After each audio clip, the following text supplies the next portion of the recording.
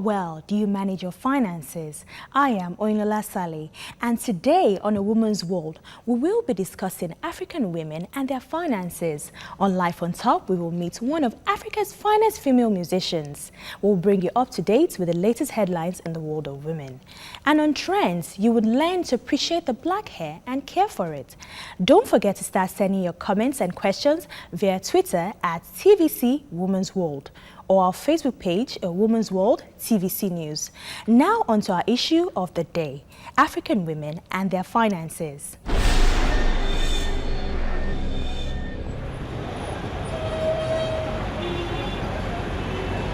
Women are more in control of their finances than ever, but they still lag far behind men when it comes to financial planning and investment.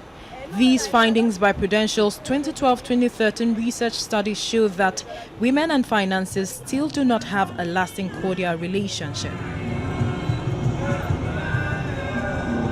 Opinions vary when it comes to issue of women and their finances. Yes, it depends on the woman you are talking about. Some that are educated, before they spend their money, they plan out what they want to use the money for. Some, they don't know how to manage.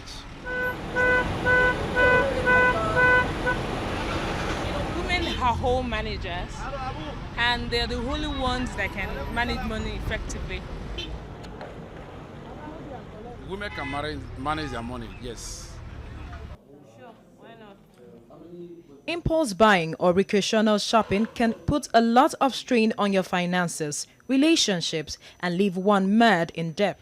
A good understanding of financial planning and learning to recognize your needs from your wants would go a long way securing your financial future.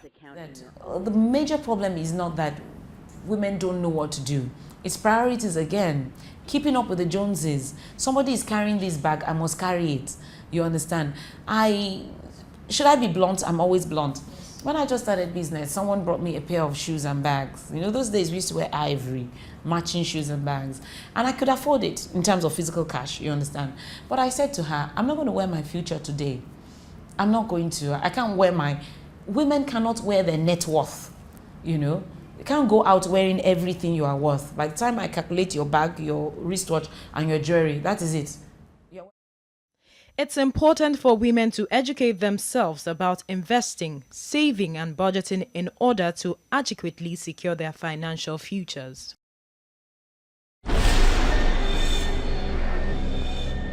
I had a discussion with Nkoli Eduka on the subject matter. Let's see it. Thank you, Mrs. Nkoli Eduka, for joining us here to discuss women and their finances. Now, the question is that are young women, girls, are they being taught the importance of financial planning in our society today? Worldwide, there's a lot of financial illiteracy, even in the whole world, not just Nigeria as a country, but it cut across all nations. What's your advice for a woman, you know, that has a lot of responsibilities? Because, I mean, women have a lot of responsibilities. They have to take care of their children. They want to take care of the house, want everything to look nice. How can they manage their budgets? Budgeting and planning is quite different from domestic activity.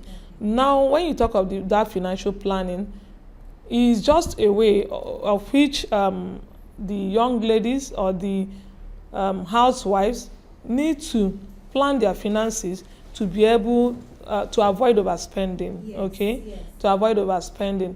In our society today, especially the Nigerian society, what we find out is that most women, we are fashion crazy, okay? So, yeah, we are fashion crazy. That's what we are, is our hobby. It's nice. Yes. We are not disputing that, because for a woman, you need to look nice, but at least to an extent. And you don't look nice at the expense of another person. You don't look nice to overshoot your budget, okay? And you don't look nice as even the expense of your husband and that of your family. Because what we found out today is that most women, they go about, you know, buying and shopping, even on credit. So when they are being given the allowance, upkeep allowances, you find out that they end up using it for fashion. Yes. Do you think that culture has a part to play when it comes to a woman actually submitting her finances to her husband? Because, you know, in marriage, they say you have to submit to your husband and all this. So do you think culture has a part to play, actually? Yeah, very much. In Africa, what do you see? What we see is that, you know, if you don't agree, culture and religion will agree for you. Yes. They make us impose pressure on women to submit their financials or their financial decisions and financial activities to their spouse, and it has a lot to do. You know, right now there are a lot of young, female entrepreneurs that are making money. But you know, what advice do you have for those women? You know, to take charge of their finances. You know, what investments can they make for their future? Okay, well, you take me back to the financial discipline. You start by financial discipline, you start by savings. If you save, you fix. After fixing, you find out that after a year, you can fix 100,000. After another year, see, you know, most money that you'll be getting, you will be forced to say, oh no, I have something I'm doing, I have to go and fix it. And now, assuming now that you fix and you have like 100 or 200,000, I'm talking in terms of the lower women now that you can, you know, not those people that are money bags that can do, for those ones, there are a lot of things they can also do because this thing is grade by grade. Now you find out that they have 200,000, okay? What they will do next is to find a reputable professional that will manage their small amount. I will suggest for the person to first of all buy, if you get to undeveloped places, you find out you see empty lands, 100, 200,000. Okay, you go through to buy such lands for appreciation purposes. Okay, you find out that by the time you buy that land, another 1 year, you are making profit on that land. Okay. But what about some women that, you know, don't have savings accounts? I mean, what would you say concerning that? Because I find that really, really strange for you not to actually have an account. The account is in boutique. You know, they have savings. They have it somewhere. It's either in boutique, it's either in, you know, they have this attitude. Yeah. Which is not really encouraging in this modern world, because your children will ask you one day, what are you doing for my future? You don't have any investment for your children's future. What happens to if your husband, God forbid, has a problem tomorrow? What do you do? Exactly. Will you go about to the streets begging for food? Wow, this was really insightful. Yeah. Thanks. We're really glad to have you here with us today. Thank you. Okay. I love your topic. Okay. Yes, it was really nice having you here today. Thank you. Okay. Hope you learned some ways to properly manage your finances. Coming up, we meet a woman whose music has a unique message, and on trends, it's natural hair care. But first, let's see what events made the headlines in this past week. Stay tuned.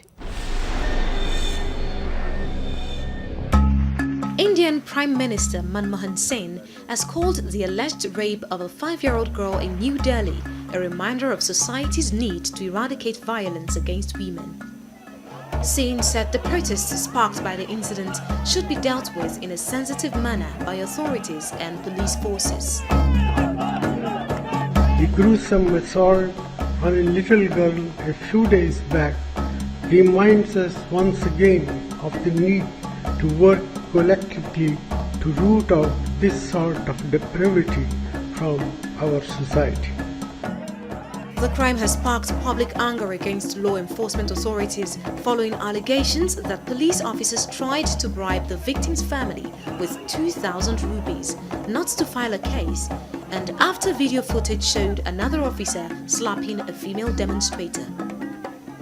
Protesters took to the streets demanding that the Delhi Chief of Police, Neeraj Kumar, step down from his post due to his incapability to cope with such circumstances and incidents. श्रीमान नीरज कुमार हैं, हम उनसे ये कह रहे हैं कि आप जिस कुर्सी पे बैठे हैं वो कोई जनाजा तो है नहीं कि आप उतर नहीं सकते। अगर आप कुछ नहीं कर पा रहे हैं तो आप उतर जाइए। और ये हम देख रहे हैं नवंबर दिसंबर से ये शख्स लड़कियों की इज्जत को शर्मसार करके बेइज्जत करने के बाद भी वो कुर्सी पे बैठे हुए हैं। हम उनसे कह रहे हैं आपके लिए हम हवन करवा दें, मंदिर में पूजा करवा दें, भगवान के लिए, खुदा के लिए जिस कुर्सी पे बैठे हो भैया उसको छोड़ दो। In response to this, the state's police chief, Niraj Kumar, said his resignation would not be an answer to ensuring justice in the case. He refused to resign. Still in India, school children formed human chains to protest against the brutal assault on the 5-year-old girl, raising questions about safety of women and children. The girl is currently recovering from her injuries in hospital. 2 men have been arrested.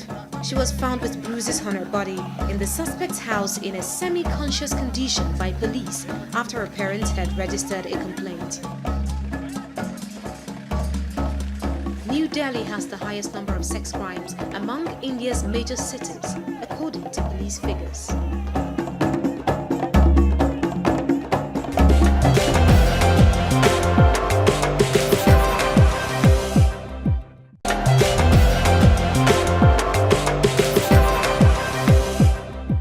Wombalombo, wombalombo, wombalombo, wombalombo, wombalombo, wombalombo. The music sure rings a bell, right? On Life on Top today, we meet one of Africa's finest musicians.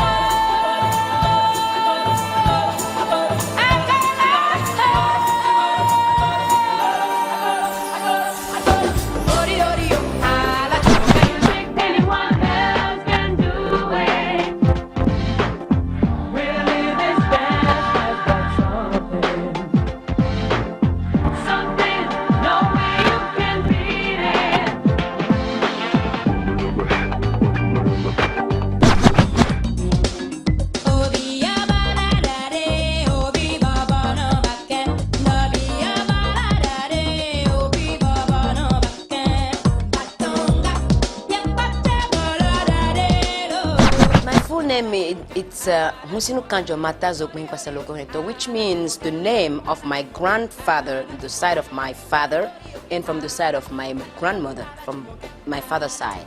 It means you cannot hurt people to rise up.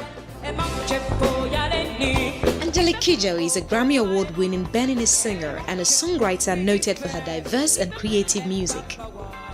Born in Cotonou, Benin, Angelique grew up listening to traditional Beninese music. The first time I've seen the LP cover, because it was not CD at that time, was the huge afro he had on his head. And I was like, oh, who is this? And then my brother will explain to me that he's a musician and he's an African American. And I said, how can you be an African and American? And then he goes, yeah, you can. I say, no, when you're African, you live in Africa. But you can't. America is far away from Africa. So he tried to explain the concept of slavery to me, and I was looking at him and like, that doesn't work. By the age of 6, Kidjo was performing with her mother's theatre troupe, and this influenced her greatly. I observed a lot how she empowered every actor, especially when it's about time to play. How she would go from one person to another and give them the strength to give 200% out of themselves out there. She always used to say, if you're not ready to go out there naked, don't go. I don't want you halfway through. I want you more than you even think that you can give. And she also taught me that a healthy body carries a healthy voice. I got dreams to remember.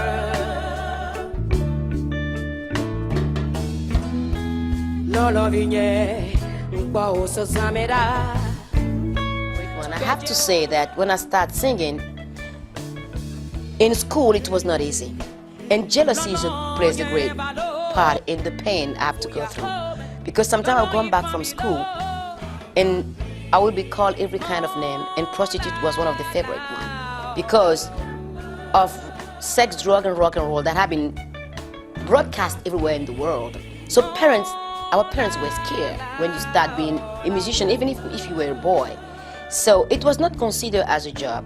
But my parents always make sure that whatever we want to do, we can do it.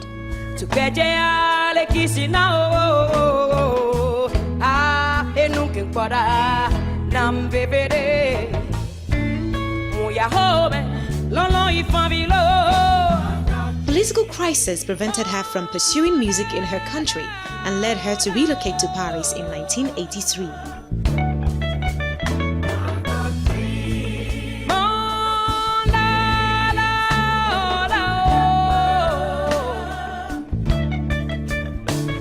The communist regime arrived in Benin.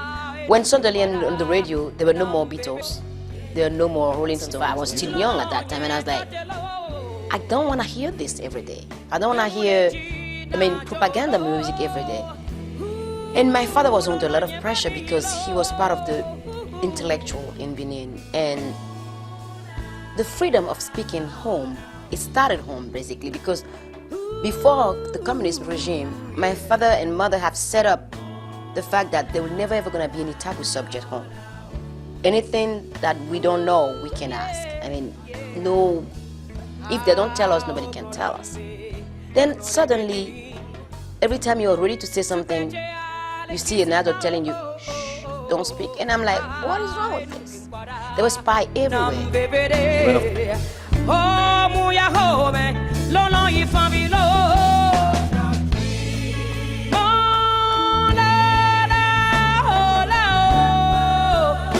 To 52-year-old Angelique, music is a powerful tool which she intends to use to change her world.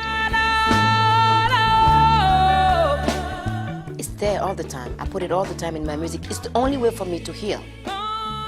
It's the only way for me to rebuild myself, to give it back through music. That's how people respond to it also. I've had many experiences. In Houston, a lady came, I invite people to come to my stage. And she came and then we finished dancing together and she was in tears next to me. And I said, what's wrong? Were you hurt? Something is wrong? She goes, you don't even know. Today, I will be dead. I was diagnosed with breast cancer and they say I was gonna die. And your music helped me through. I'm just growing back my hair and I'm in total remission. And I just want to thank you. The time I consider more defining is when you see in people's eyes that you make a change in their life. I have many of them. One of them was in Ethiopia. UNICEF have a program of building up 12 wells. The last well that I inaugurated, and there were a lot of women out there. Even though you don't see them that much, they all came out. And I saw a grandmother, and I'm never gonna forget her look, never ever. With so much dignity, saying to me, if somebody have told me that I'm gonna leave and witness this, I will say no. Now I can die in peace, knowing that my granddaughters won't be raped on the way getting water, to get water. They can go to school and have an education, have a better life.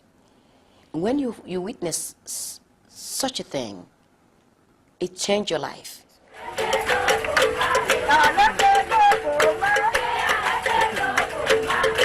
Her foundation, the Batonga Foundation, gives girls a secondary and higher education, as she believes only then can they take the lead in changing Africa. Her hit songs include Agolo,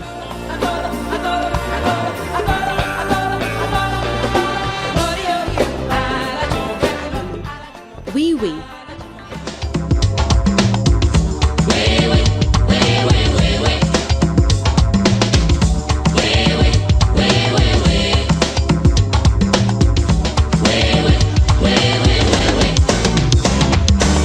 Wumbalumba. Have you ever seen this man moving? Do you think anyone else can do it? Africa.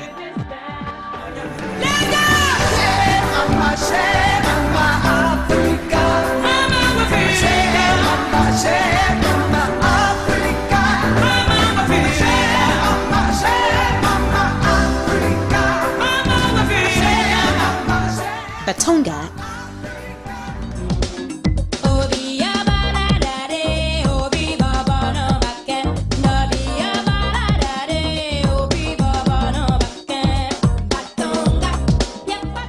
her version of the Swahili song Malaika.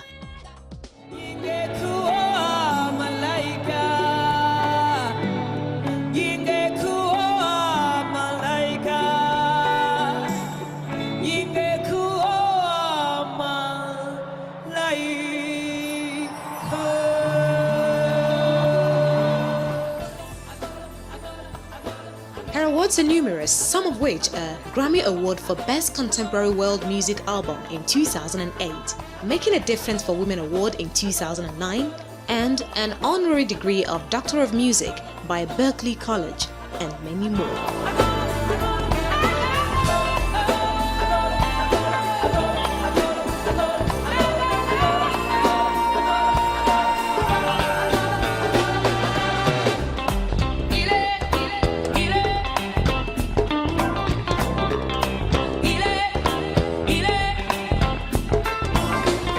I would like to be remembered as somebody that have been singing with passion from the moment she started to the moment she died, because music is my passion, and I always say that on stage. I don't have that much to give to the world, but with my microphone I can make sure that you have happiness, you have strength, you have joy, and every single human being is worth it.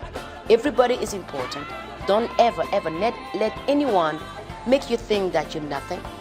Because somebody that wants to manipulate you and tell you nothing, what is his problem, you should ask yourself. Every single human being is important.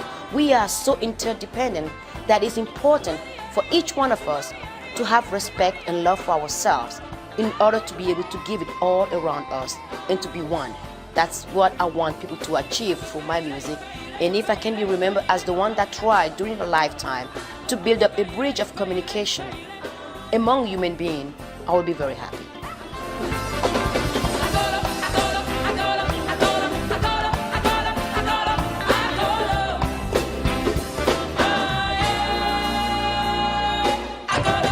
Beautiful vocalist. Angelique is a music legend. And now it's time to learn all about the black hair and how to care for it.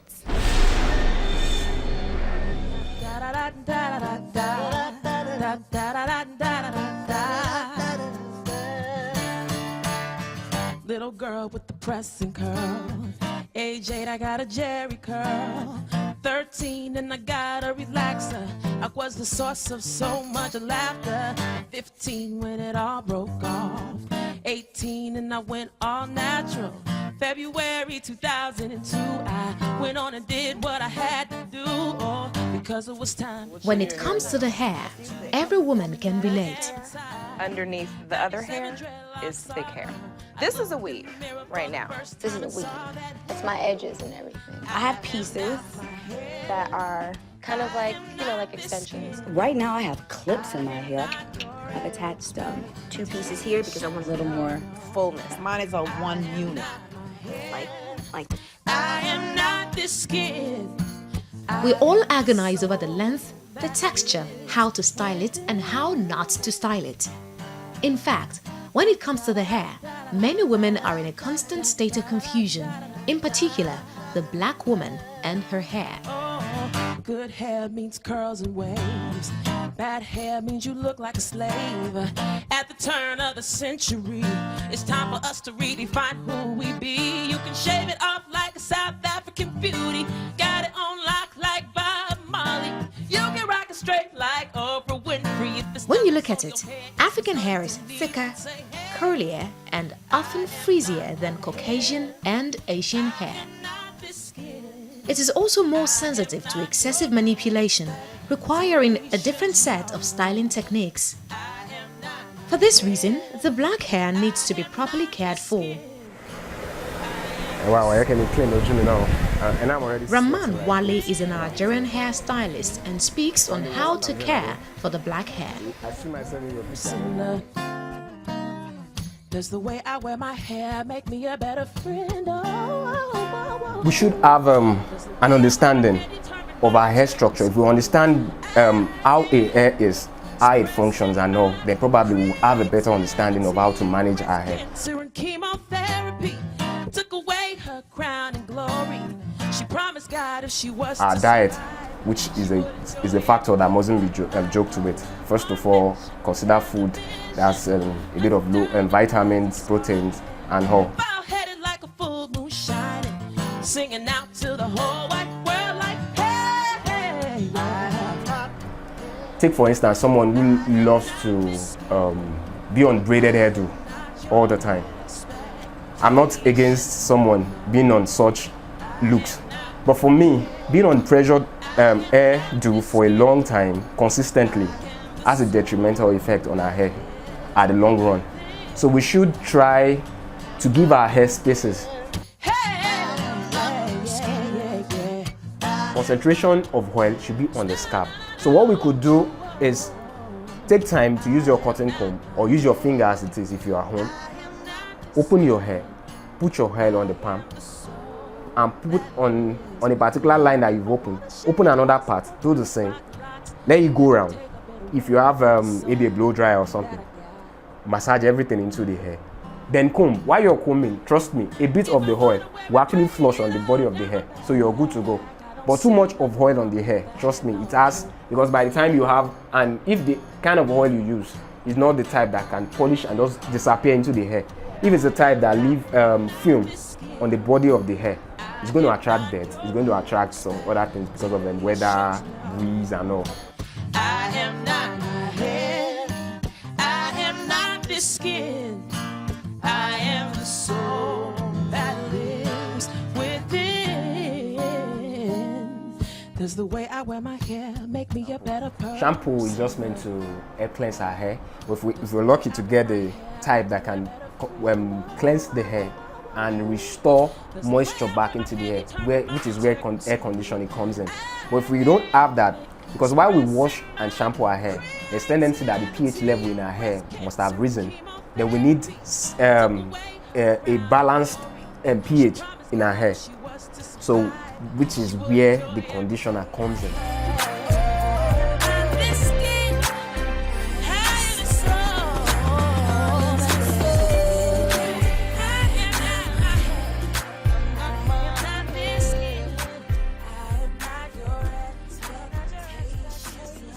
A woman's hair is her crowning glory, so maintaining it is her pride and joy. Just before we go, let's inspire you with this quote. In the words of Oprah Winfrey, it doesn't matter who you are or where you came from. The ability to triumph begins with you, always. And according to Ayn Rand, the question isn't who's going to let me, it's who is going to stop me. We'd like to hear from you. Please like our Facebook page, A Woman's World TVC News. Follow us on Twitter. Our handle is @TVC Woman's World. That's our show for today. Don't forget to tune in next time. I am Oyinlola Sally.